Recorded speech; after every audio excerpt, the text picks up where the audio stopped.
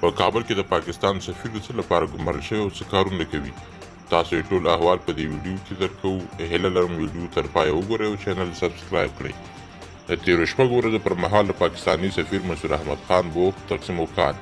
کابل کې د پاکستان سفیر منصور احمد خان فعالیتونه او هلې ځلې په تېرو شپږو ورځو کې د ټولنیزو رسنیو د کارکوونکو د پام وړ ګرځېدلي او ډول ډول تبصرې پرې کېږي.